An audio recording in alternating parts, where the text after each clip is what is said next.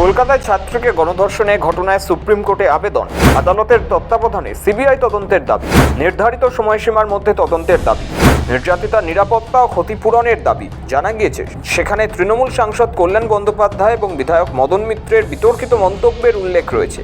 Supreme কোর্টের আইনজীবী সত্যম সিং এই আবেদনটি দায়ের করেছেন। যদিও কসবার সরকারি আইন কলেজের গণধর্ষণ কাণ্ডে নির্যাতিতার পরিবার কদিন আগেই সিবিআই তদন্তে রাজি নয় বলে জানিয়ে দেয়। আপাতত পুলিশ এবং প্রশাসনের উপরই নজর রাখছে বলে জানায় তারা। তবে এসবের মাঝেই বা সুপ্রিম কোর্টে আদালতের তত্ত্বাবধানে সিবিআই তদন্তের আবেদন। গত শুক্রবার কলেজের ধর্ষণকাণ্ড প্রকাশ্যে আসার পর থেকে নানা মহলে সিবিআই তদন্তের দাবি উঠেছে। দাবি, পুলিশ ঠিকমতো তদন্ত করছে না। তবে সেই দাবির সঙ্গে সহমত নয় নির্যাতিতার পরিবার।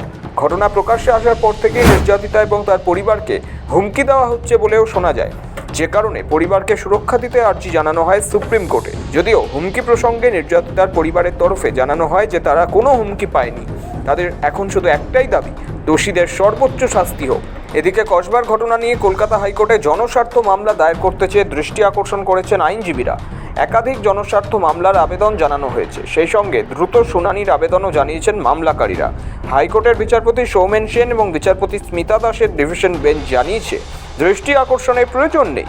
ওই বিষয়ে সকল মামলা দায়ের করে বিপরীত পক্ষকে নোটিশ দেওয়া হোক, তারপরে শুনানি চেয়ে আদালতের দৃষ্টি আকর্ষণ করুন আইনজীবীরা।